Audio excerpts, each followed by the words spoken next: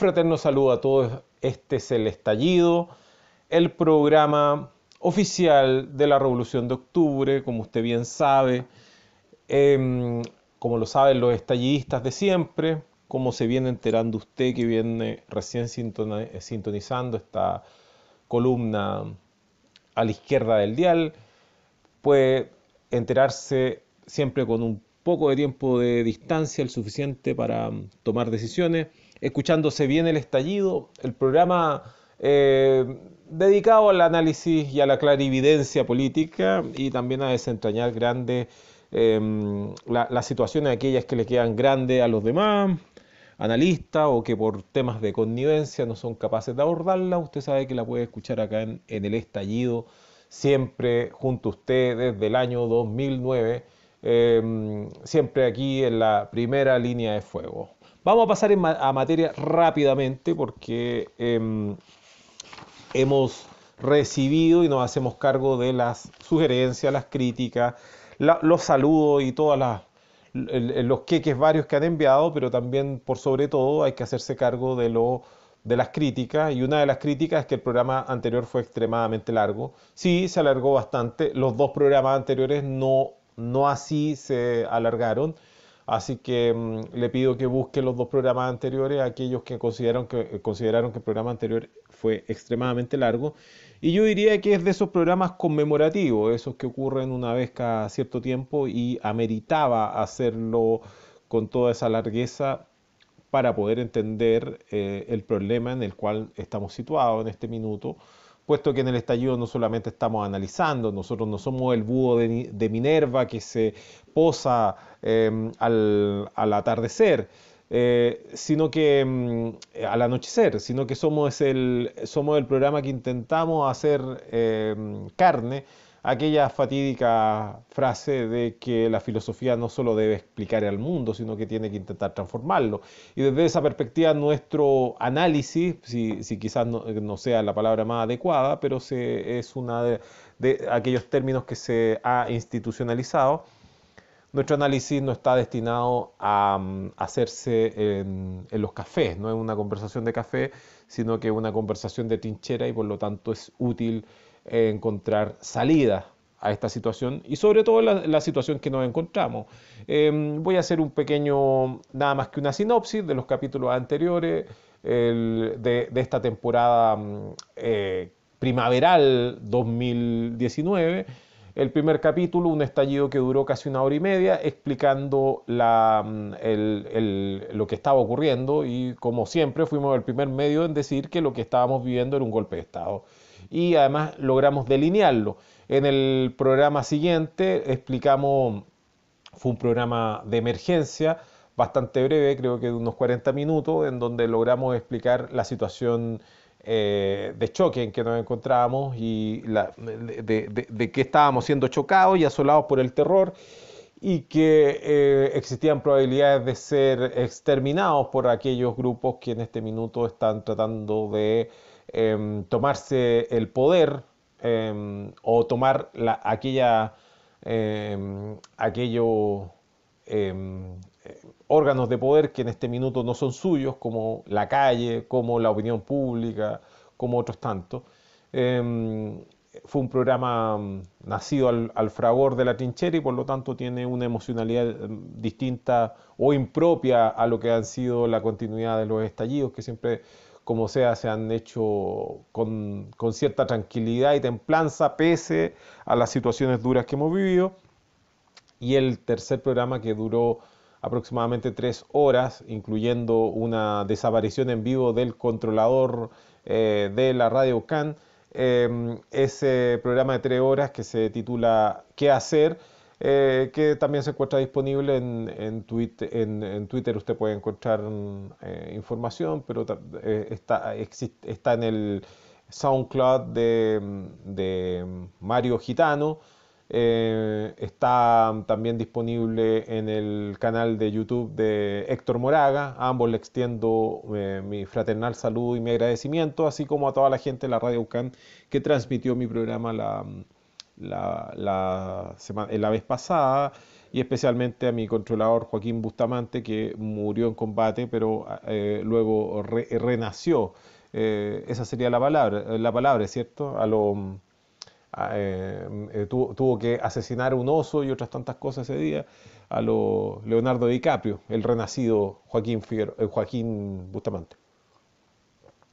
Joaquín Figueroa, dije, chucha. ¿Cómo se, pe- cómo se cuelan algunas cosas en estos programas?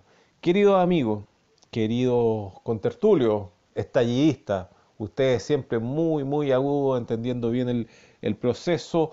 Eh, si ha estado pendiente de los estallidos pasados y no lo ha escuchado, y lo ha escuchado, usted sabe que estamos frente a una institucionalidad bonapartista, así como la delineó en algún momento Engels, conversando con Marx, y en su interacción surgió el concepto de bonapartismo como una salida extrema que tiene el capitalismo cuando las contradicciones de clase se hacen insoportables. Es decir, cuando el hoyo, chucha, vamos a seguir, cuando el horno está para bollos en materia de revolución social, las condiciones objetivas y las subjetivas están maduras, pero la desorganización política de la clase, en este caso del proletariado, eso es más o menos la explicación, no es capaz de hacer la revolución, no es capaz de aunar esfuerzos para hacer la revolución. Ocurre que en algunas ocasiones la burguesía se adelanta propinando una especie de golpe blanco a su propia institucionalidad, una institucionalidad que ya no les sirve. Este proceso, a quien se lo leí y que lo analiza con mucho más detalle que lo hace Marx y lo que hace Engels, es a Gramsci, a Antonio Gramsci, que describió este proceso, y él acuñaba esta frase de que la democracia era algo prescindible para la burguesía. Cuando se veía amenazada no tenía ningún problema en suprimir la democracia. Es la situación en la cual nosotros estamos viviendo desde, ya vamos a cumplir 2 semanas en esa situación. Usted que es estallidista sabe que en el estallido fue el primer lugar en que se dijo que era lo que estábamos viviendo. Una serie de revueltas sociales sirvió de pretexto para que se instaurara una dictadura. Este grupo dictatorial que es fascista y que está dirigido y comandado por las Fuerzas Armadas, las mismas Fuerzas Armadas genocidas que no habían terminado de pagar sus deudas con la justicia de la dictadura anterior, hicieron un nuevo golpe de Estado. Nosotros nos dimos cuenta de la vigencia de aquello que veníamos denunciando desde mediados de la década de los 90, de que la doctrina de seguridad nacional seguía instalada, se seguían formando las personas incumbentes para tomar decisiones en materia de represión con esas mismas lógicas. Se travestió la doctrina de la seguridad nacional en un enmarañamiento que le llamaron, que le llamé, yo lo denominé así, pero el resto se relacionó con ese universo sin querer tocarlo y sin querer relacionarlo con la doctrina de la seguridad nacional, que es lo que yo denominé en ese minuto la doctrina de la seguridad ciudadana. La Fundación Paz Ciudadana, los Volkswagen Escarabajo Rojo recorriendo la comuna de Las Condes, aquello que hoy día, si tú le preguntas a la gente, esa misma gente que te dice, no, si estaban los de derechos humanos, esos mismos te dicen, no, si estaban los de Paz Ciudadana. Bueno, esas mismas personas logran darse cuenta de que esas instituciones, eh, me refiero a la doctrina de la seguridad nacional, que dentro de sus preceptos fundamentales, una doctrina creada en Panamá a instancia de la Guerra Fría, a instancia de la doctrina Monroe, de que Chile es parte del patio trasero que tiene Estados Unidos y así el resto de América Latina, y por lo tanto existe una política que se hace en público y una política que se hace en privado, y esa política que se hace en privado se hace a propósito de que existiría un enemigo interno que se tiene que eliminar, y ese enemigo interno está conspirando contra esto que nosotros llamamos democracia. Pero esto es bastante interesante tenerlo presente siempre. para esta lógica pro-yanqui, los derechos humanos no son nada más que un mecanismo para aportillar gobiernos que pudieran ser populares o que pudieran ser democráticos o que pudieran ser contestatarios con la doctrina Monroe. A eso se le llaman violación a los derechos humanos.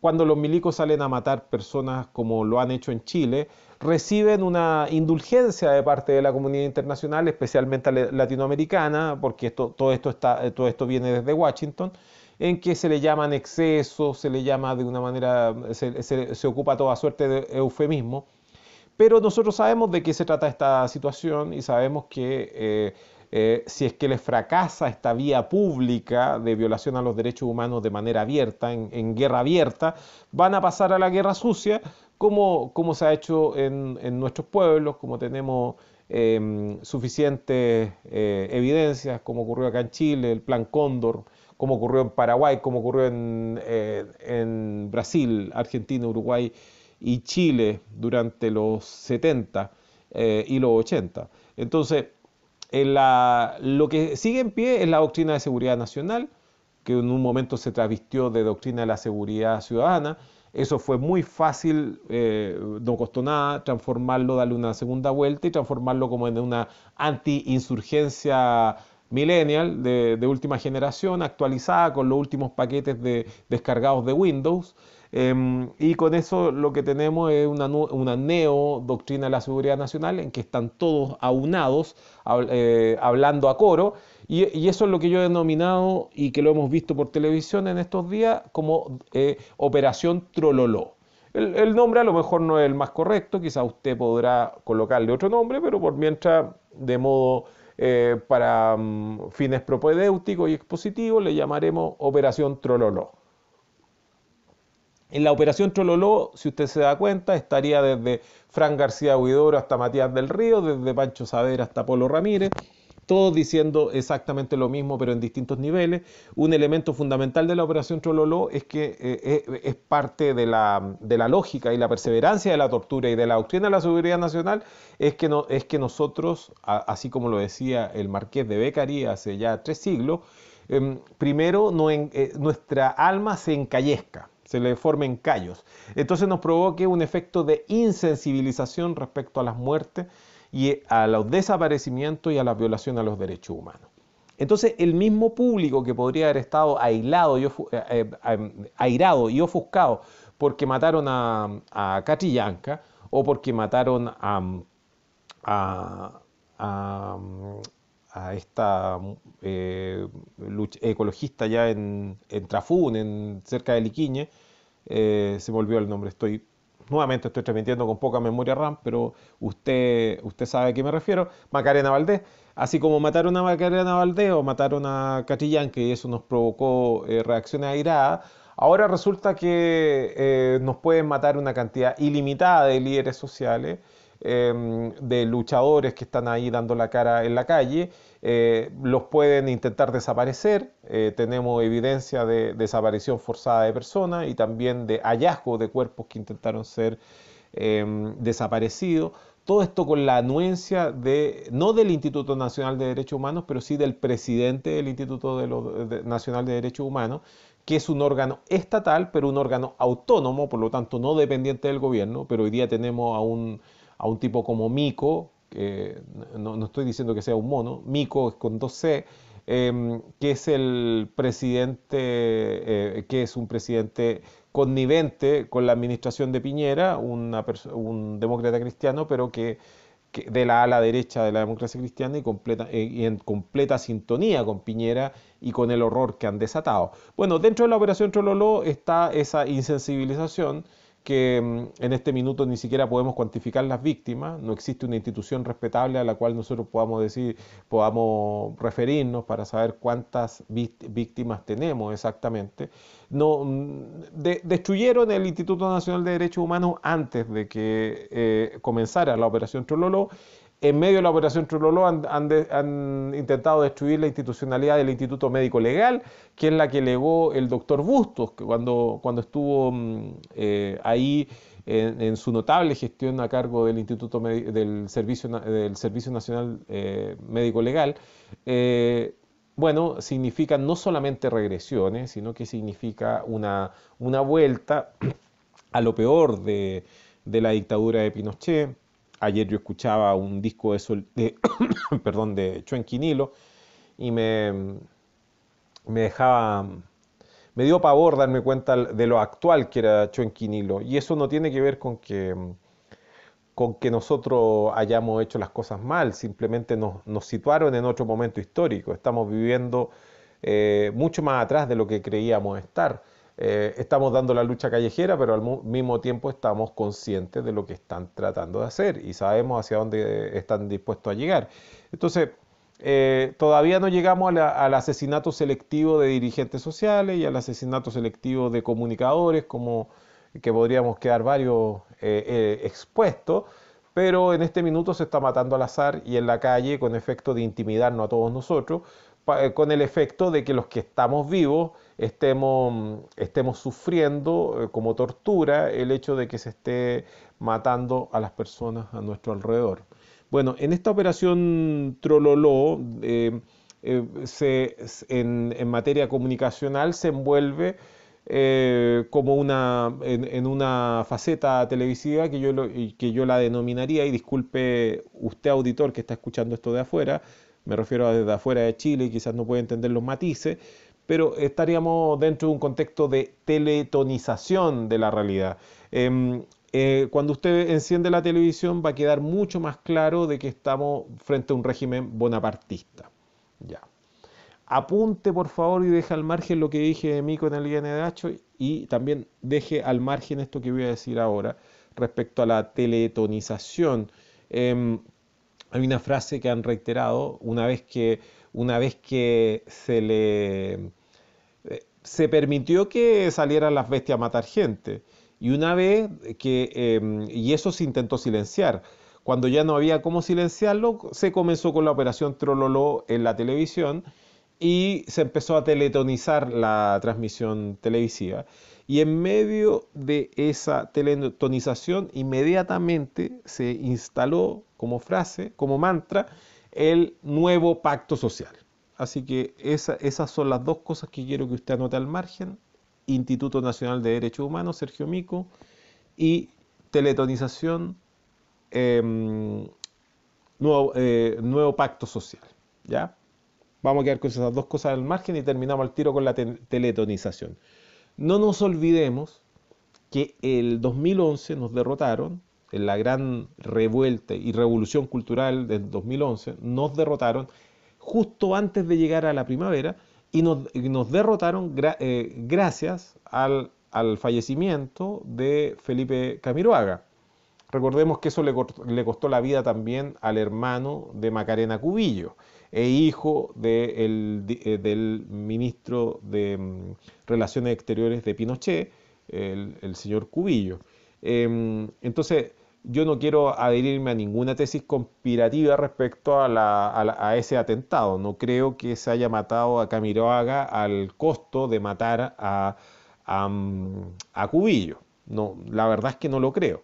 El famoso desafío Levantemos Chile viene a ser una punta de lanza del macroempresariado destinado a arrojarnos migajas y a instalar la lógica enfermiza del emprendimiento, de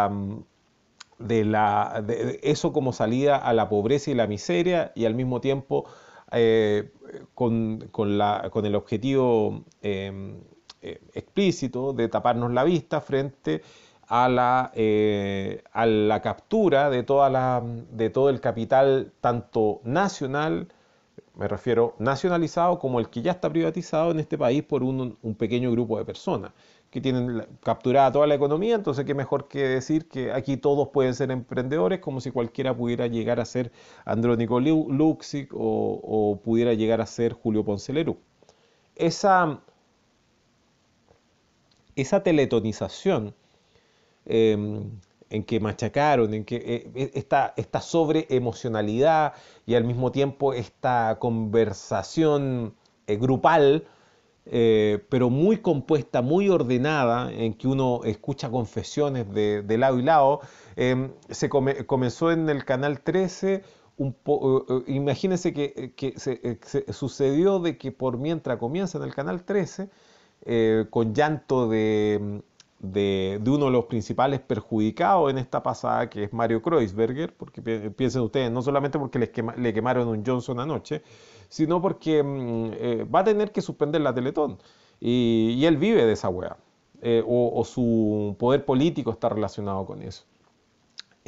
Sino que también con confesiones de la Argandoña, de que ella le estaba pidiendo personalmente a Piñera esto o aquello. Pensemos el vínculo que tuvo Argandoña y sigue teniendo con los aparatos de seguridad del tiempo de la dictadura, que bueno, no nos vamos a extender en ese tema porque no es un tema tan sustantivo como los que sí vamos a tratar, pero el, eso ocurrió en el Canal 13, el comienzo de la Operación Trololó, por mientras nuestra infantería había llegado a Inés Mate Urrejola en Bellavista a protestar en contra del Canal 13 y con ganas de desquitarse por todo lo que han mentido. Llegaron con piedra y botella a arrojársela a los vidrios de ese infesto canal que le pertenece a Andrónico Luxic.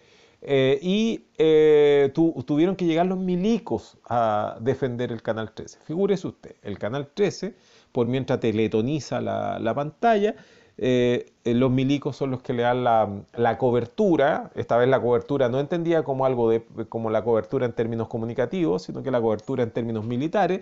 Le dieron la cobertura para que no lo sacaran a patadas del Canal 13 a toda esta gentuza, que al mismo tiempo estaba hablando de pacto social, de Chile, de reencontrémonos, y por lo pronto obviando de que se estaba matando, desapareciendo y torturando y violando personas a esa misma hora en todo el país. Entonces, el 2011 fuimos derrotados antes que llegara la primavera, con la teletonización que fue a propósito de la muerte de Felipe Camiroaga. No podemos avisorar ningún tipo de complot ahí, pero sí lo que podemos entender es que hubo un aprovechamiento impecable de parte de las fuerzas del orden para desactivar la movilización política que había a través de esta hiperafectividad desatada y coordinada por los medios de comunicación, los medios de distracción masiva.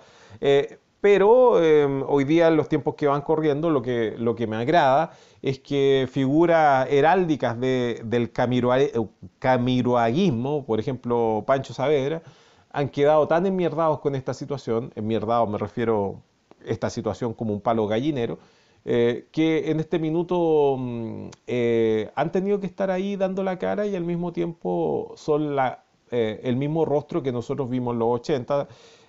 No hay diferencia sino de grado, y en términos morales eso importa poquito y nada, entre lo que ha sido Pancho Saavedra y lo que ha sido la Maldonado, por ejemplo, o lo que podríamos decir entre la Tonka Tomisic o la García Huidobra y Carol Dance y Luis Jara. No hay diferencia sino de grado solamente, porque finalmente todos están aunados en la doctrina Trololó de decirnos que tenemos que volver a la normalidad, y por el otro lado llorar hipócritamente por algunos excesos, por algunas cosas que han pasado dolorosas para todos, jamás llamarle homicidio, asesinato, violencia política, violencia de Estado, violación a los derechos humanos, nunca llamarlas por su nombre, y al mismo tiempo tratar de tapar esto con una supuesta buena onda generalizada, con un espíritu de cuerpo, en que no se preocupen, vamos a salir de esta situación, estamos todos juntos, estamos todos en la misma, estamos todos sufriendo por este Chile.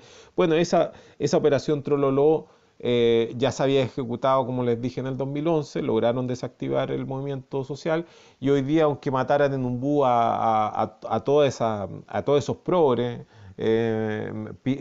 progres disfrazados de televisión, eso no desactivaría el conflicto social, que sigue, porque sigue la calle enardecida.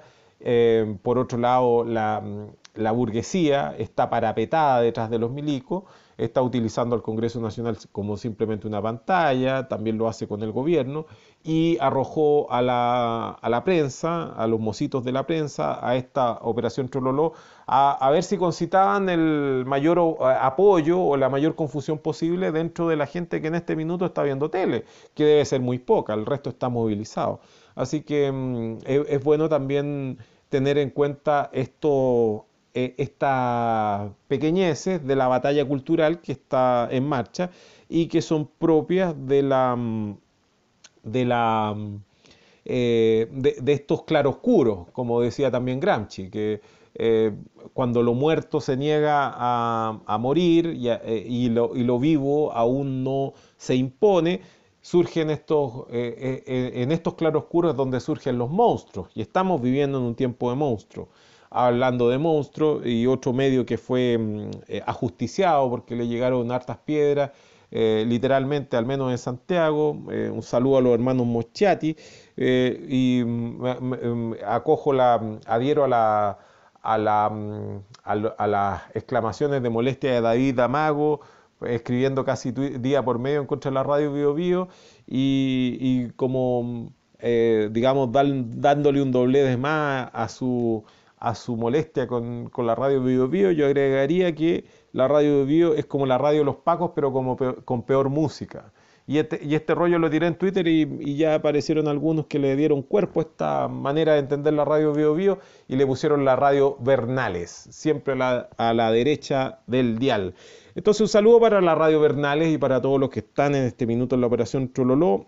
Nosotros estamos en el estallido, comenzando la segunda parte de esta emisión, como siempre usted sabe, especial, porque nosotros solamente hacemos operaciones especiales en Se Viene el Estallido. No somos como, no somos eso no significa que seamos o queramos ser fuerzas especiales, ni menos queramos estar ayudando a la primera dama de la República y ser fuerzas espaciales, pero de todas maneras nuestras emisiones siempre son especiales, porque además están llenas de avatares, cada una tiene su propia historia, pero no vamos a profundizar sobre ese asunto menor en este minuto, porque vamos a la segunda parte de nuestra transmisión y vamos a relucir aquellas cosas que quedaron al margen, por mientras hablábamos de la teletonización de la realidad y de la operación Trololó.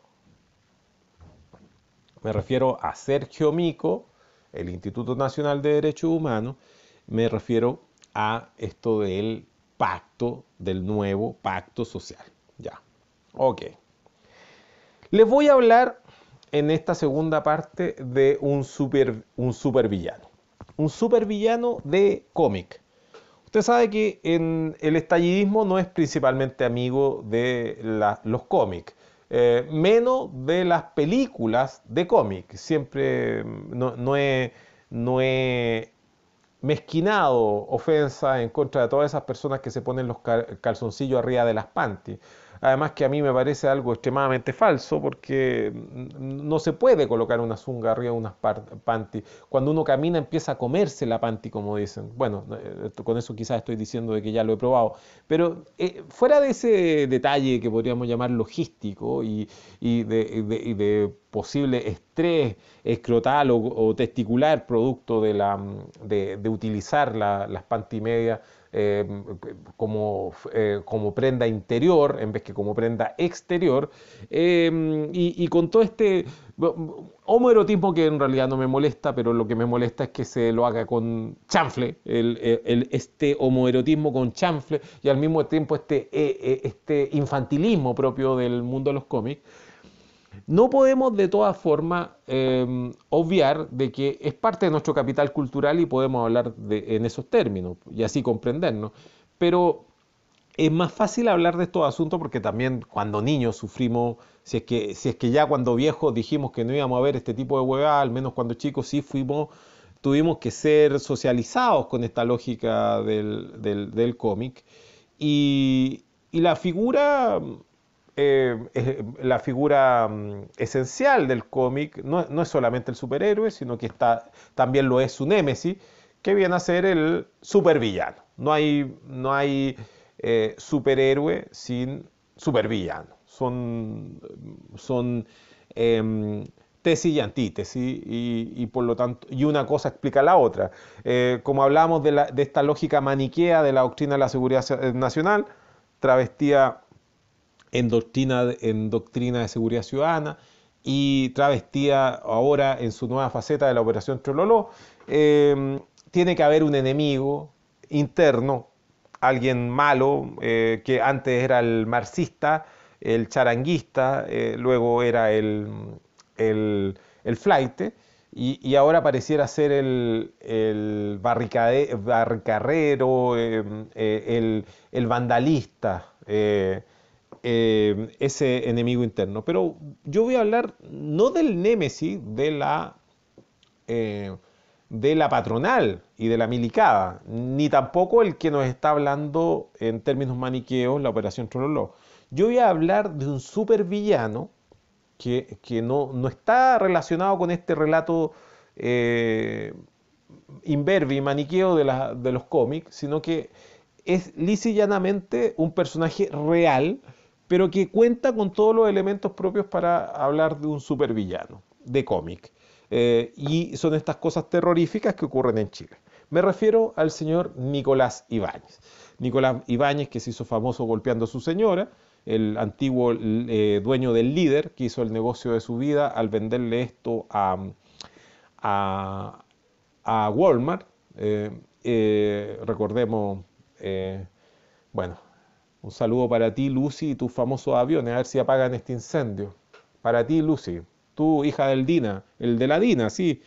Bueno, pero estamos hablando de supervillano y Nicolás Ibáñez, acuérdense que es el Sugar Daddy de Axel Kaiser, este imbécil, hijo de otro imbécil, el señor Juan Kaiser, abogado que en este minuto vive en Pucón y trabaja en la zona de Pucón y Villarrica, y que es un imbécil facho, nazi, hijo de las 60.000 putas, como decían en Guatemala, me acuerdo que ocupaban esa frase, yo nada más la estoy citando textual. Un hueón que tiene ya suficiente plata, pero sin embargo deja que su hijo se prostituya, que es Axel Kaiser, y que Nicolás Ibáñez lo tenga de Sugar Baby, porque aquí el Sugar Daddy es Nicolás Ibáñez. Bueno, Nicolás Ibáñez además es el creador y uno de los principales financistas de El Líbero. Pensemos que ahí estaría la cueva de Alí Baba, y estamos hablando de los personajes más siniestros, pero ahora los que les voy a nombrar son casi personajes para Dick Tracy, si estamos en la lógica cómic. Seres deformes, seres infelices, completamente degradados moral y psíquicamente. Me refiero a Fernando Villegas, me refiero a Sergio Melnik, me refiero a la Marinovic, me refiero también al mismísimo Axel Kaiser. Bueno, toda esta gente que pulula en relación al Dínamo. Ya, ¿por qué estoy nombrando a Nicolás Ibáñez y por qué estoy hablando en estos términos?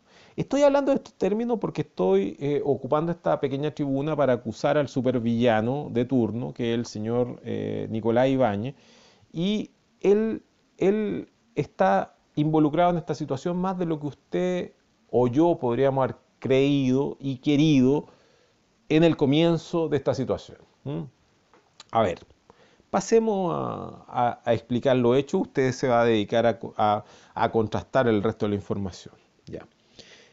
El señor Nicolás Ibáñez como les dije, es el arquetipo o la quinta esencia, incluso yo diría, del supervillano.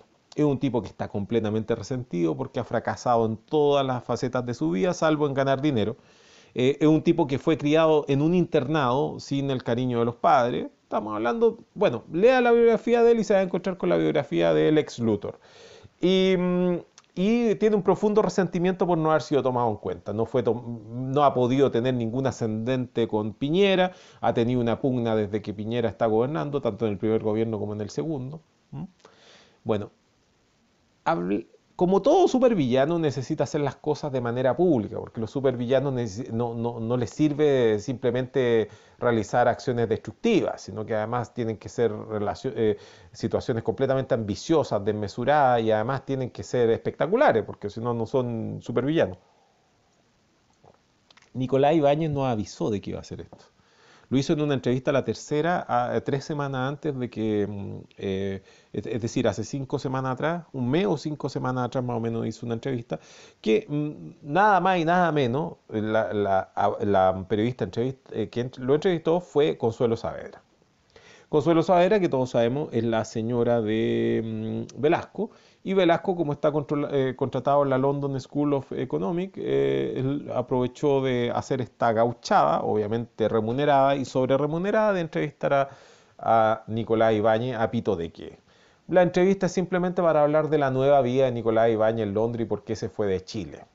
Pero si usted lee con cuidado esa entrevista, usted se va a encontrar con una cosita bastante interesante. Aparte de un montón de información de supervillano, como les dije, esa tormentosa infancia, ese resentimiento visceral y al mismo tiempo pueril sobre toda la gente de la derecha que lo ha traicionado, sobre el resto de los políticos y sobre la necesidad, ojo, escuche bien esto, de refundarlo todo. Y por lo tanto, implícito está el destruirlo todo. En esa entrevista el señor Nicolás Ibáñez ocupa la frase pacto social. Chile le hace falta un nuevo pacto social. Por favor, anótelo ahí al margen nuevamente. Seguimos hablando de los imbéciles y esta cueva, de esta covacha de ratas, donde estaría el Sugar Boy, el brujo Melnik. Recordemos que el brujo Melnik fue expulsado y escupido por el mismísimo nazi de Paine. Cuando se quiso subir al carro de la victoria, fue escupido inmediatamente por el nazi de Paine diciéndole, oye, tú eres judío, córtala, ¿cómo te vas a meter con nosotros? Así mismo fue.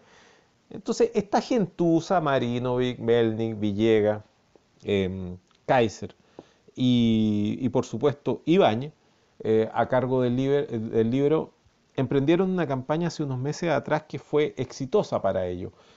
Adivine qué tipo de campaña fue. Bueno, mi reloj está cada día por falta de saliva más mal ajustado, pero usted que es estallidista va a darse cuenta y va a seguir rapidito la hebra de que ellos son los que metieron a Sergio Mico en el Instituto Nacional de Derechos Humanos. Sí, así tal cual como usted está escuchando. Emprendieron una campaña en redes sociales con mucho financiamiento atrás porque estaba respaldada por muchos bots y que estaba relacionada con destruir y, más bien, erosionar la institucionalidad del Instituto Nacional de Derechos Humanos. Recordemos que el Instituto Nacional de Derechos Humanos ya había sufrido un pandemonium institucional a propósito del ONGismo concertacionista que se rebeló frente a ciertos grupos que pretendían ser autonomistas de esto y colocaron a la típica operadora política que se dedica a este tipo de cosas, a estas personas que viven del tormento, de la sangre, del dolor ajeno. Ella era la que estaba a cargo del INDH en una institución ya cadavérica, pero rengueando y todo, algo estaba haciendo, porque de todas maneras hay gente muy valiosa en esa repartición estatal, que como digo es estatal, pero autónoma del gobierno. Al menos así lo había sido, o así habíamos querido que fuera.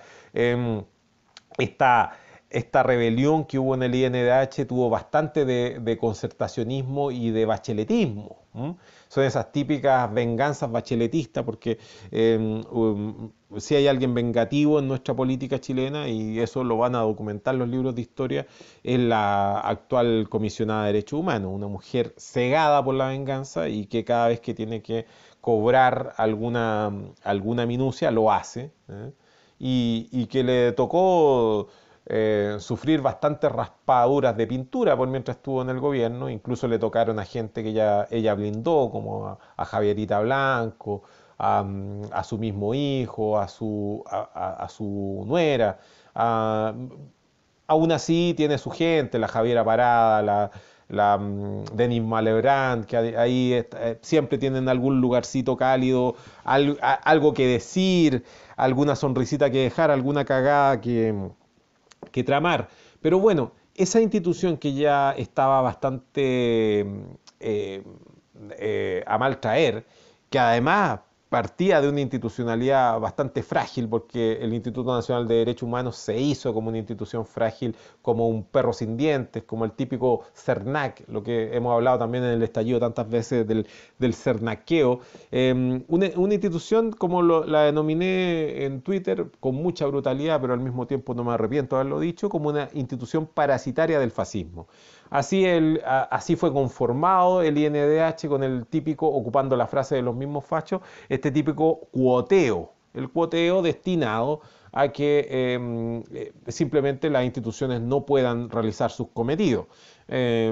Fuera de toda la lógica que indican porque uno va, por ejemplo, a las instituciones económicas y, por ejemplo, Cochilco, pongamos Cochilco, ya, y ¿qué es lo que reivindican? Su autonomía por temas de especialidad y por temas académicos. Entonces se supone que ahí tienen que estar los tipos, los mejores expertos sobre un área.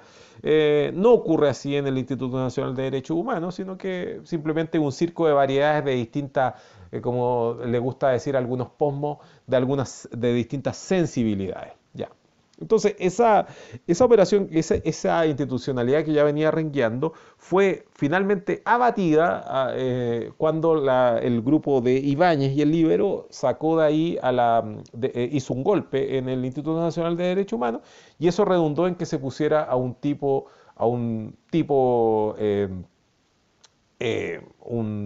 payaso, un tipo, un testaferro como Sergio Mico.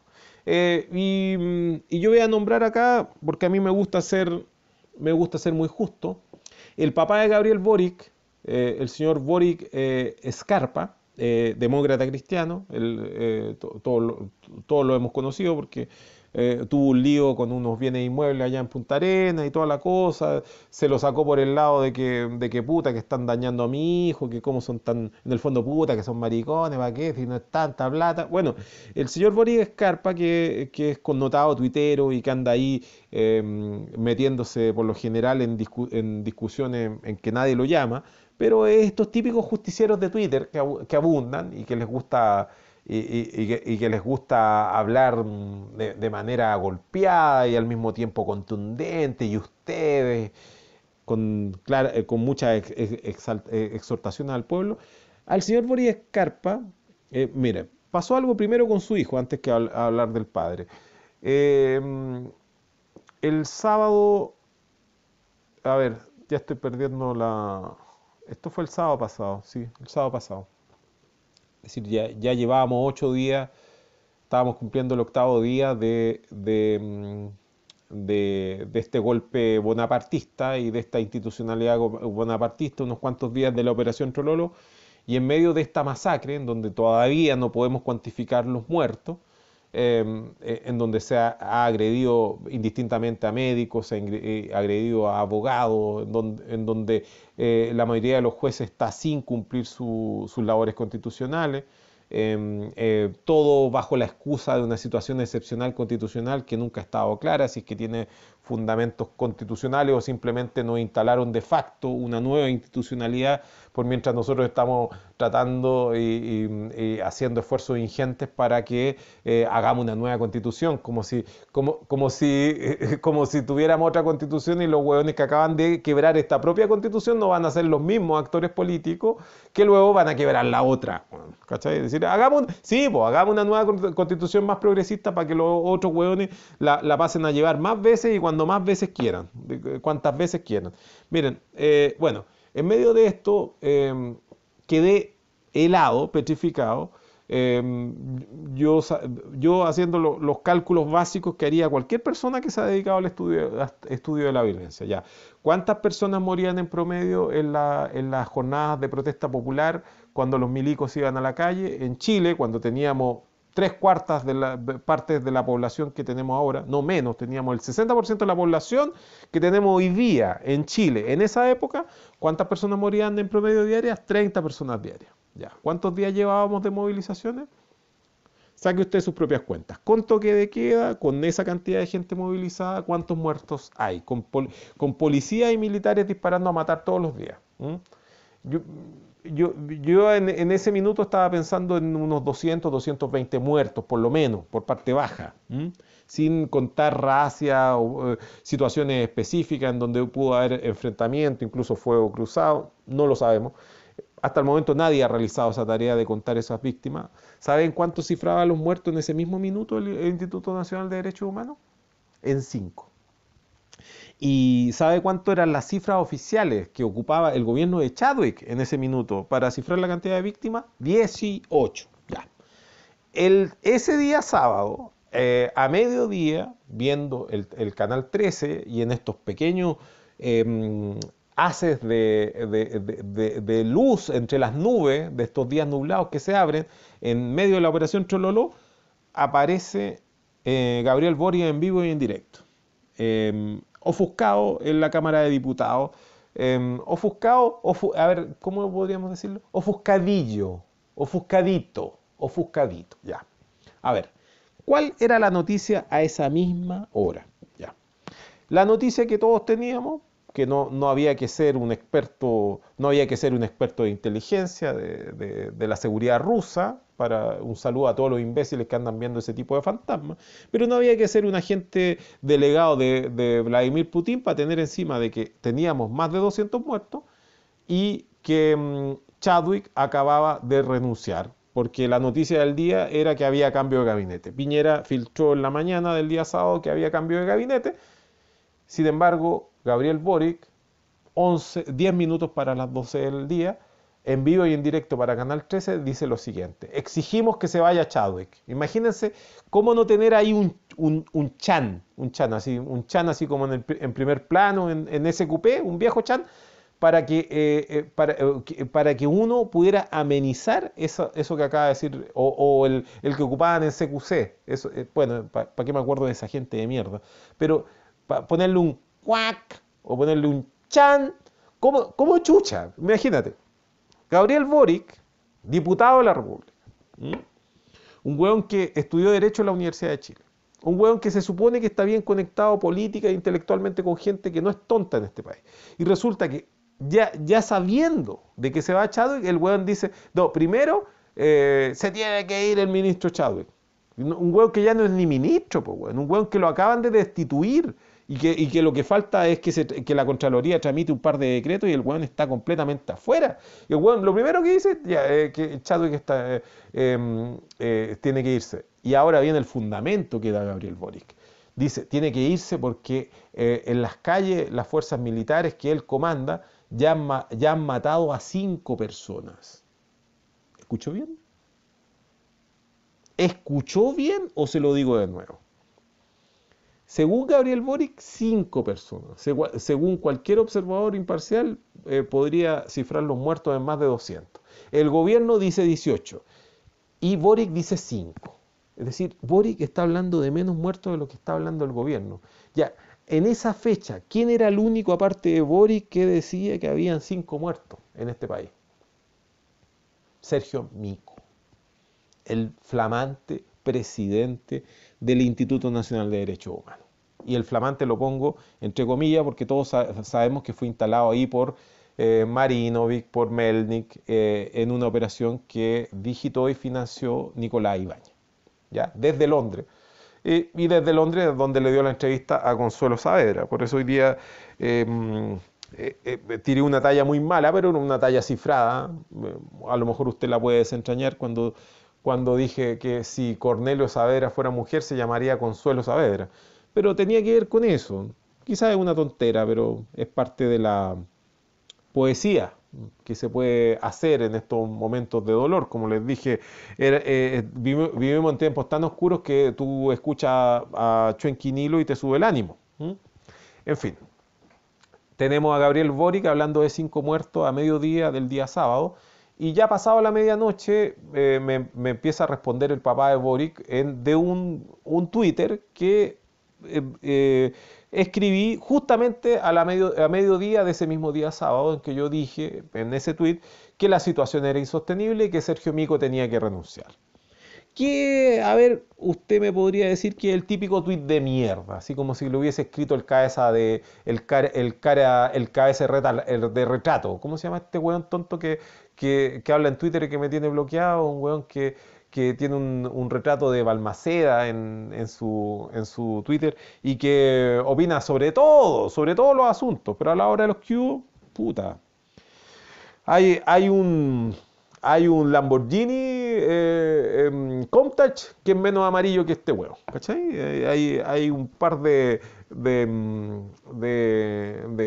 ¿cuánto se llama? De chalecos amarillos de esos que están con Lavín que son menos amarillos que este huevo. Pero en fin. Yo no me dedico a tuitear en general este tipo de cosas, pero de repente uno tiene que hacerlo. Si estamos frente a la agitación y propaganda, estamos en medio de la operación Trololó, tú tenías información que desmienta al presidente del Instituto Nacional de Derechos Humanos, yo ni siquiera me meto con Boric en ese minuto porque entiendo que Boric es otro muerto caminando. Si el Congreso Nacional fue cerrado también de facto, tú tienes a una milicada y un empresariado que acaba de suprimir la Constitución del 80, si eso es lo que hicieron. Y la Constitución del 80 también crea una serie de órganos, como la Contraloría, la Corte Suprema y también el Congreso Nacional. Si tú derogas de facto la Constitución del 80, Gabriel Boric es un zombie que está hablando de ultratumba, hablando de que estamos llegando a Halloween.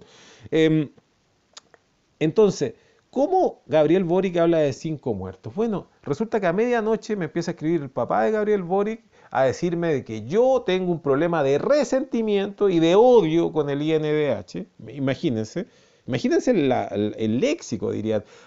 Oye, la semántica, cómo está construyendo el relato, dirían otros tipos que fallecieron, que son los posmodernos. Como decía el otro día, que el posmodernismo había sido asesinado en las calles de Santiago y que sus restos estaban siendo velados en la casa central de la UDP, ahí en Ejército con Grajales. Ejército, mire, qué casualidad dónde está. Oiga, posmodernistamente yo diría eso. Oye, Gabriel, oye, Boris Escarpa, mira, el lenguaje constituye realidad. ¿Cómo me está hablando de resentimiento con toda la agitación social y política que hay? Y más encima me hace el favor de decirme resentido. Y contra el INDH, contra el Instituto Nacional de Derechos Humanos, que desde que surgió, ahí están, busque los estallidos, cuánto dije respecto a la institucionalidad del INDH, que era un chipote chillón, que era un cernaqueo, y hoy día como lo he delineado, yo creo que no, lamentablemente con mayor precisión de lo que yo mismo hubiese querido cuando dije que era un organismo parasitario del fascismo. Eso es el INDH en este minuto y está cumpliendo ese cometido. Y lo siento mucho por las personas buenistas que están ahí creyendo que estaban reforzando la famosa cultura de los derechos humanos, olvidándose de que los derechos humanos era algo que había que pelear en las calles, que hoy día se está peleando por eso, justamente. Así como lo escribió el gordo pitonizo en su libro Civilización y Derechos Humanos, que está disponible para que usted lo descargue y lo lea. Escrito, un libro que comenzó a ser escrito en el año 2005 y desde esa época se sostuvo sin ningún inconveniente de que el discurso, siquiera la ideología de los derechos humanos ya era algo que estaba completamente fuera de foco y sobrepasado, como para que venga Boric Escarpa, sin antes haber arreglado el problema con sus terrenos en Punta Arenas, a decirme que yo estaría resentido contra el INDH y por eso la emprendo con Sergio Mico.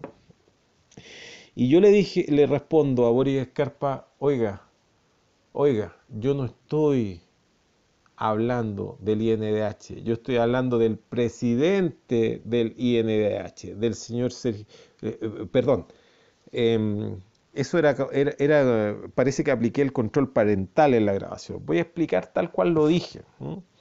Está el tuit ahí de respaldo para que usted lo busque.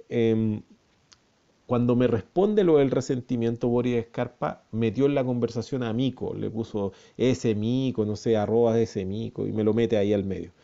Y yo le dije, mire señor, yo no estoy hablando en contra del INDH, yo estoy hablando en contra de ese conche su madre de Sergio Mico. Ese conche su madre que está siendo encubridor de violaciones a los derechos humanos, de asesinatos, crímenes de Estado. ¿Mm? Y desde acá me comprometo a dedicar mi vida para que este conchesumadre de Sergio Mico pague con cárcel por los delitos que está cometiendo en este mismo momento. ¿Mm? Bueno, cualquier persona más o menos razonable, incluyendo, le extiendo mi saludo a Sergio Mico. Sergio Mico se abstuvo de responder porque sabía lo que le venía y ya está notificado. Sabe que si me lo pillo en la calle le pego. El güey lo sabe. ¿Mm? Y espero que también cualquier estallidista cumpla también aquel mínimo gesto de dignidad. ¿M? De si algún día lo pilla en la calle, su palmetazo, su patada en la raja, que no se la despinte nadie a Sergio Mico. Y de ahí en más. Y no olvidar a los delincuentes y a los criminales, obviamente. ¿M? No, pues Boris Escarpa sigue. Y siguió rizando el rizo con la wea. Y al final terminé cerrando la discusión con lo siguiente. Oiga, señor Boris Escarpa, yo lo único que estoy haciendo es propugnar el respeto irrestricto por los derechos humanos. Aquel del cual usted anda haciendo aspaviento. ¿Mm? Esto no tiene nada que ver con Sergio Mico ni con el INDH. Tiene que ver con los derechos humanos, con los valores que usted dice que profesa. ¿Mm? Entonces, como el weón siguió las cargaditas, terminé con una frase de despedida, muy común en este programa, y le dije, bueno, te lo voy a decir en francés ya que no entendí el castellano. ¿Mm? Déjate de hacerte el weón, conchetumadre. ¿Mm? Se acabó la conversación, Boris Escarpa no siguió en ese hilo, en buena hora, por lo que sé, ni siquiera denunciaron ese Twitter. Saben bien que yo hubiese gritado, como dirían, como perro atropellado. Así mismo hubiese gritado si es que me llegan a cerrar el Twitter, porque en primer lugar yo no estoy amenazando a nadie ilícitamente. Estoy amenazando con llevar a los tribunales a alguien que comete un delito que es mico. ¿Mm? Esos delitos están claramente establecidos, no solamente en la legislación internacional, sino que en nuestra propia legislación, cuando se incorporó a la tortura como delito. ¿Mm? Y el encubrimiento que ha realizado Mico de ir a centros de tortura donde se está torturando y hacer la vista gorda de lo que está ocurriendo, tratar de negociar de que el servicio médico legal se quede descabezado para poder seguir ocultando la masacre, es al mismo es constitutivo de delito. Ahora, ellos están respaldados en este minuto por la institucionalidad que los está blindando, la misma institucionalidad que en algún minuto blindó, no sé, pues a Francisco Javier Cuadra cuando quemaron a Rodrigo Rojas de Negri y a la Carmen Gloria Quintana, pues, bueno. Es la misma institucionalidad de siempre. ¿Mm? Y esa misma institucionalidad es la que opera conmigo, pero vieran ustedes, el mejor amigo de Mico es Boris Escarpa. Y el único weón, el único político en ejercicio en este país, porque ni siquiera un weón de derecha ha cometido la imbecilidad de Boric, que cifraba, digamos, que avalaba la cifra de Sergio Mico, es nada más y nada menos que Gabriel Boric, el hijo de Boris Escarpa, que al mismo tiempo es el hijo de Sergio Mico. Bueno, eso es como en un capítulo más de una pequeña aldea llamada Chile, en donde todos están casados, todos están involucrados con todos, como en una caja de hámster, pero seguimos con esto que por favor quiero que usted no se lo tome como la típica discusión facha, porque a los fachos les gusta andar hablando de complot. Pero yo le hablé de este supervillano, y lo del complot no es tontera, porque usted recuerde que cuando se incendió el Reichstag, bueno, Felipe Ernesto que diga cómo se dice esa weá, Reichstag, en Alemania, culparon a los comunistas, pero lo hicieron los nazis. Y de ese tipo de atentados de bandera falsa hay mucho. Se intentó matar a Schneider, salieron para atrás con la muerte de Schneider. Adivine usted a quién estaban tratando de culpar en ese minuto. Y a la izquierda, para desestabilizar a Allende. Bueno, los milicos intervinieron en esta situación con un plan Z. Y el plan Z, en este minuto nadie está hablando, porque como en la televisión reina la operación Chololó, en la radio Bio Bio está haciendo la radio oficial de Carabineros. El resto de las emisoras Chilevisión, CNN, ADN, que todas esas weas pertenecen a la misma gentuza.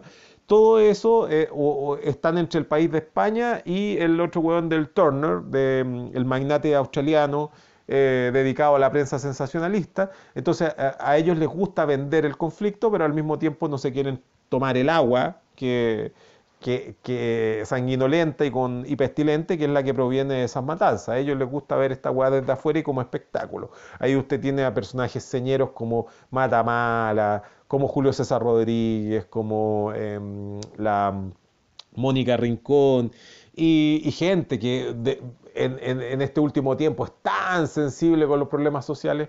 Bueno, por suerte usted no cae en esas trampas, pero lo que estoy mencionando es que ninguno de estos medios está preocupado de entender el conflicto, digo, el meollo del asunto. ¿Cómo sucedió esto? El Ministerio Público, que es otra institución autónoma del Estado y que tiene un montón de fiscales, no vamos a decir que son buenas personas, pero sí vamos a decir que tienen autonomía.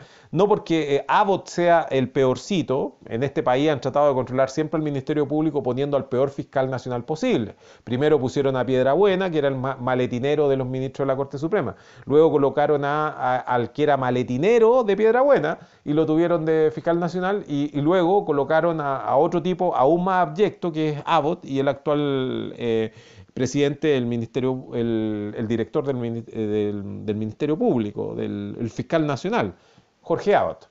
Pero eso no significa que el resto de los fiscales tenga por mandato constitucional que realizar la pega. Bueno, los fiscales salieron a investigar lo de la quema de las estaciones del metro, y claramente el fiscal competente es aquel del territorio donde se quemó la primera estación del metro, y eso arrastra toda la competencia de todas las demás estaciones del metro. Sobre todo porque iniciando la investigación se dieron cuenta que los hechos estaban todos conectados entre sí. Ahora, el metro no se quemó por causas naturales. Primero, eso ya está investigado, no fue así. Segundo, escuche bien, el metro no lo quemaron los manifestantes. No sé si usted lo sabía. ¿Cómo se sabe eso? Ninguna estación de metro fue quemada desde afuera, y esto es algo científico. Es ciencia, por favor. Ciencia, aplique ciencia. La cantidad de acelerante que requerían para quemar las estaciones del metro es mucho mayor a la que logísticamente podrían haber transportado manifestantes al fragor de una lucha callejera en donde no había medios no habían medios de comunicación, en las calles no había medios de movilización, y las calles estaban completamente atascadas en todo Santiago. Ya. ¿Cómo se quemaron las estaciones del metro entonces? Bueno, eso también lo dice el Ministerio Público, y el Ministerio Público lo dice desde esta óptica que a mí me encanta reforzar, que el tuitero se entera. El Ministerio Público lo dice desde una perspectiva inocente y buenista. Oye, estamos investigando cómo se quemó esto. Bueno, el metro además se quemó por personas que tenían el plano completo del tendido del metro. Los focos de incendio se realizaron en los lugares donde el fuego se podía propagar. Los primeros lugares quemados fueron los lugares en donde se distribuía la energía, y al mismo tiempo los lugares donde distribuían el aire limpio al resto de las estaciones, con el fin de propagar el incendio a otras estaciones.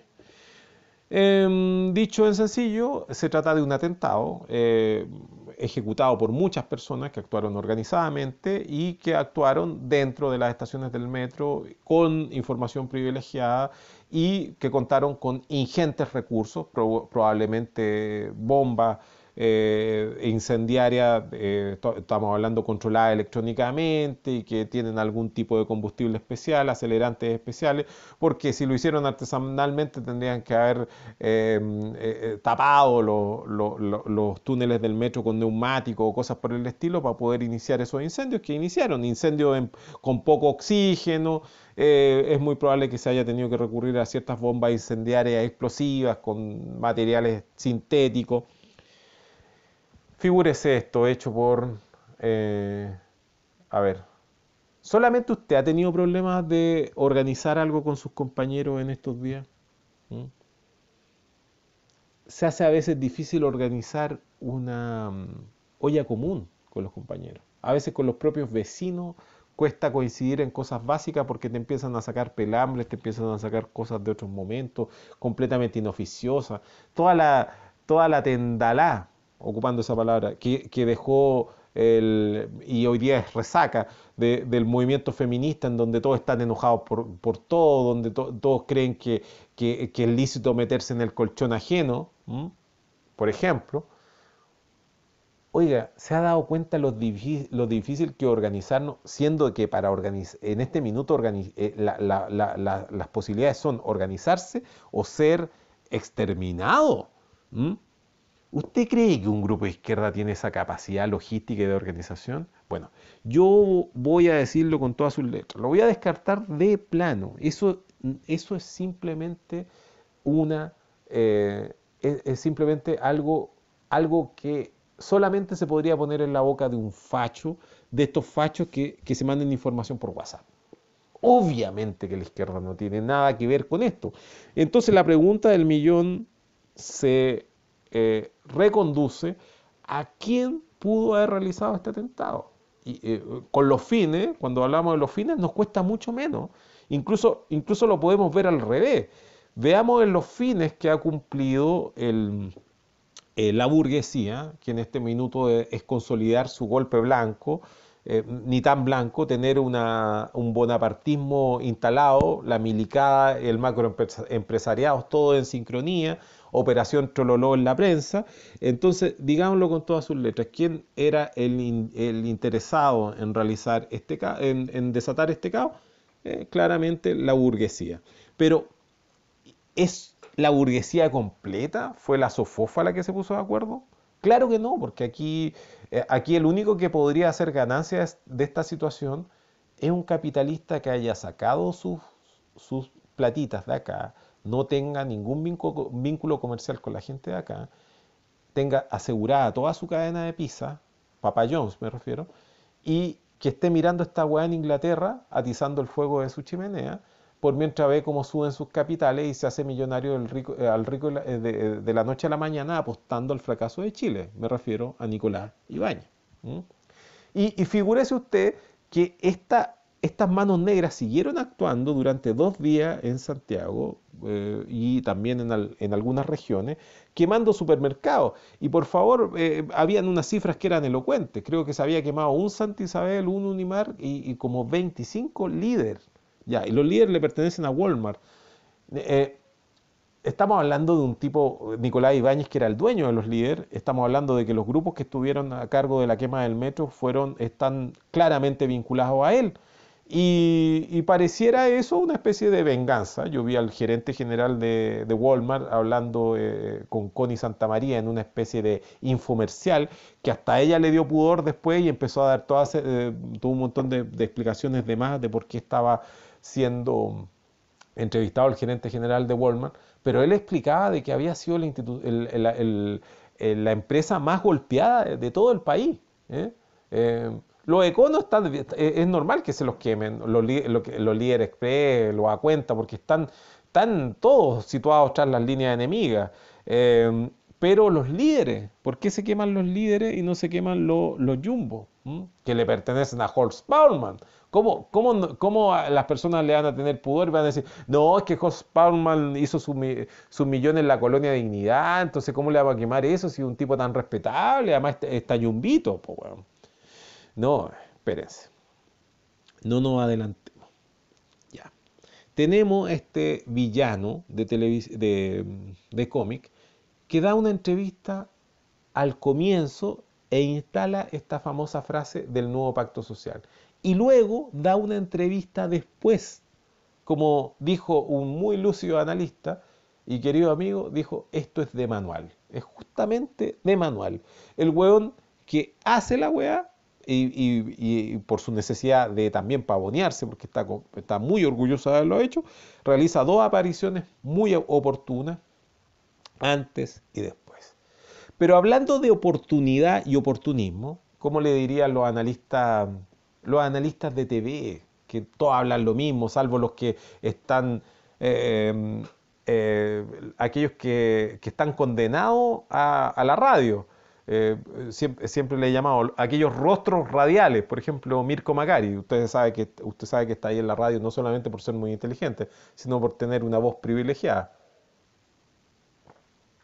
¿Quién se hubiese imaginado en algún momento de la vida, cuando se lo habría imaginado quizás como una broma, y muy mala broma, de que algún día la radio El Conquistador FM tuviera como panelista a Mirko Macari, po, bueno. En fin, ¿cómo dirían ellos? Porque les encantan esas palabras y los neologismos, es parte constitutiva de ellos. No podrían existir ellos sin neologismo. El timing. No, vamos a hablar del timing. Bueno, hablemos del timing de Nicolás Ibáñez. ¿Por qué tenía que realizarse este atentado en esa fecha y no en otra? Primero, es natural que se haga un día viernes porque los días viernes colapsa la red de metro, independiente de que haya estallido social o no. Primero, anote eso si usted no es de Santiago, la red de metro colapsa siempre los días viernes. Primero, y en la tarde. Eso es el número uno. Número uno. El país completo, la ciudad de Santiago entera colapsa los días viernes. La gente de Santiago está chata, lo único que quiere es llegar a la casa.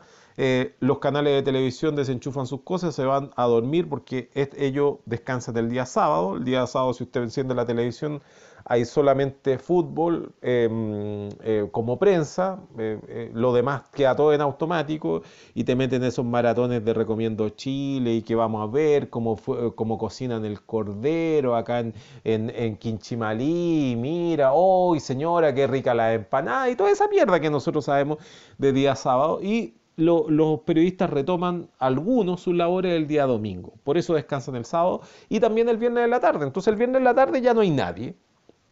Es justamente el momento para realizar una acción de esta naturaleza. Eso respecto a la elección del día viernes. La ciudad de Santiago sabemos muy bien por qué fue elegida. Pero, ¿por qué razón eligieron hacerlo, este atentado, en medio de las manifestaciones que habían en el metro? Eso es lo que usted se va a preguntar. Yo lo voy a repreguntar de otra forma. ¿Podía hacerse esto en otro momento? No podía hacerse en otro momento. Es probable que las manifestaciones en el metro fueran entendidas como accesorias de esta cuestión principal, que no eran tan relevantes desde la lectura política y desde la lectura voluntarista de quienes perpetraron este atentado. El tema es el siguiente. De manual, nuevamente seguimos con el manual de operaciones. ¿Cuándo tienen que ser las revoluciones? Según esta empresa dedicada a realizar este tipo de complot y que han vendido la idea en un montón de partes, usted le conoce el nombre y lo va a poner abajito como comentario, tiene que ser en primavera. La primavera árabe, la primavera turca, la primavera que usted busque, la primavera. Ya, tenía que ser la primavera chilena. Ahora, la primavera nos da cierta fragilidad a nosotros, porque en primer lugar, como estamos en el hemisferio sur, nuestra primavera está muy atareada, muy colapsada en términos de agenda. Recordemos que la primavera empieza el 21 de septiembre, entonces no podríamos hablar de las fiestas patrias como parte de la primavera, pero es obvio y de una obviedad apabullante de que un atentado como este no podría haber sido en fiestas patrias. Tampoco podría haber sido un poco antes, porque no podría haber sido un 11 de septiembre, porque el olor a complot no se hubiese podido respirar. Tenía que ser un tiempo razonable después de fiestas patrias. Y, por favor, escuche lo siguiente, también tenía que ser antes de Halloween. ¿Sí? Antes de Halloween. Antes de Halloween y que digamos, aquí no celebramos Halloween, es el día de lo evangélico y el día de todos los santos, que es el fin de semana que nos está, con el que estamos chocando ahora. Tenía que ser en esa época porque ya desde Halloween hacia adelante estamos en tierra derecha para la Navidad. Y eso cualquier tipo dedicado al retail como Ibáñez sabe que están todos concentrados en la Navidad. Se da vuelta el asunto Y así como está esa típica broma que cuando termina, por ejemplo, no sé, la Semana Santa dicen, pucha, estamos ya encima del 18. En términos capitalistas sí se entiende que una vez que termina Halloween estamos ya en temporada navideña y fin de clase y que las vacaciones y planificar los viajes al extranjero tenía que ser en octubre. No había otra posibilidad que octubre. Probablemente estaban esperando una fecha más óptima, pero los estudiantes se adelantaron, todos sabemos lo que sucedió, y de pronto había caos dentro del metro, algo que no estaba dentro de los pronósticos, pero que de todas maneras no detuvo a esta gente.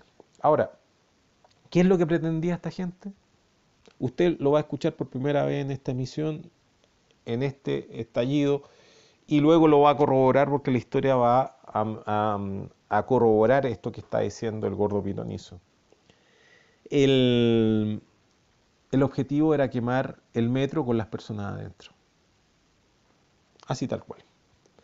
Y obviamente culpar a una organización de izquierda. Piense usted en las personas que le acabo de nombrar, las personas que están atrás son personas enfermas, desquiciadas y enfermas de fascismo. Figúrese que son personas que están situadas a la derecha de Kass, del nazi de Paine. Eso explica la irrelevancia en que ha caído Kass estos días, porque miren de dónde lo están tensionando. Esto tiene que haber sido interceptado por el ejército, porque ellos tienen que haber buscado sectores afines del ejército para utilizar esto como un plan Z. El objetivo era salir a matar militantes de izquierda, imponer la ley marcial y crear este pacto social, este nuevo pacto social, estando todos golpeados a través de una doctrina del shock. Eso era lo que estaba intentando hacer Ibáñez. Tenía que fallecer mucha gente en esto. Iba a ser nuestras Torres Gemelas, un hecho espectacular transmitido por televisión y en donde todos quedáramos con el olor de los cadáveres calcinados en nuestra nariz y eso no desapareciera y ese fuera el temor y ese fuera el pasmo y eso fuera todo lo que nos impide seguir adelante e iban a culpar a los manifestantes.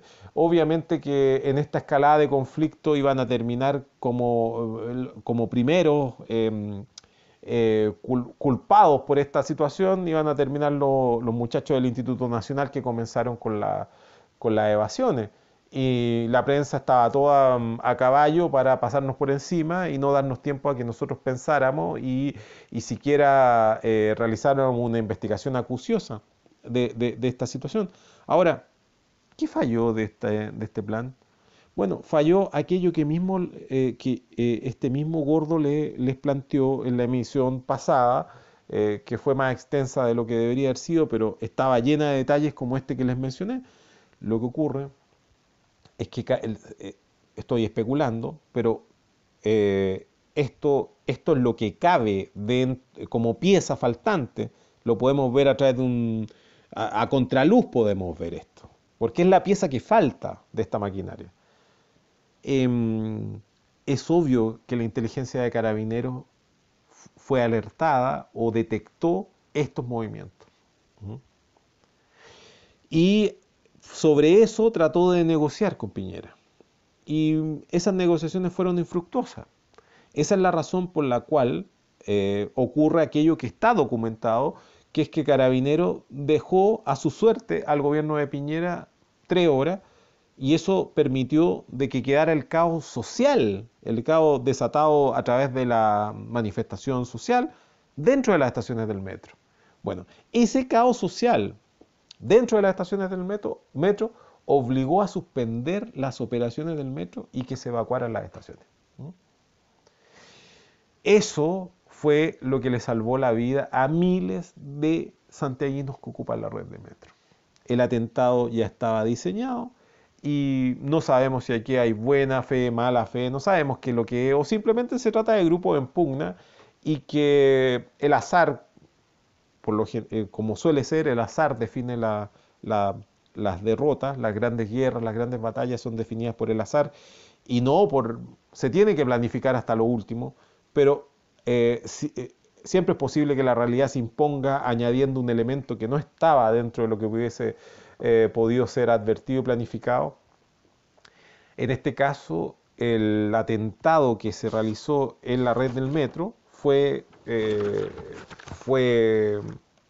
digamos, exitoso para los que lo perpetraron, en tanto cambiar la agenda, generar un cambio abrupto en el país y instalar a los milicos en la calle y dejar a Piñera como un títere. Se perpetra también la venganza de Nicolás Ibáñez contra Piñera. ¿Mm? Todo eso está atado y está ocurriendo entre personas que son infinitamente malas. Y, lo que ocurre con esta historia es que fracasa la operación principal, que era dar un golpe muchísimo más rápido, una blitzkrieg, en la cual ya los milicos estaban pintados de guerra para ir a matar a determinadas personas que iban a ser, probablemente iba a estar yo mismo dentro de los que iban a mencionar como los conspiradores que, que planificaron la quema de las estaciones del metro. Bueno, esas son las piezas que están en este minuto, en este puzzle, y que yo estoy armando a placer, y que lo invito a usted a jugar, a seguir esta senda y a decirme lo que corresponde. Por ejemplo, que yo estoy loco, que estoy equivocado, de que estoy hablando más de la cuenta, que no tiene ningún sentido lo que yo estoy diciendo, o simplemente rendirse frente a lo que estoy señalando y añadir elementos de juicio para entender este proceso. Acuérdese que no tenemos prensa. Acuérdese que todo esto depende de nuestra reflexión. Así que busque, corrobore estos datos que le ha entregado el gordo pitonizo y colabore en la tarea de ir a buscar al próximo, bueno, ya que se mostró disponible Baltasar Garzón, que Baltasar Garzón prepare la querella, porque hay que ir a buscar a otro hueón a Londres en este minuto. Y no es Pinocho. Esto ha sido, queridos amigos, El Estallido. Nos vemos hasta la próxima.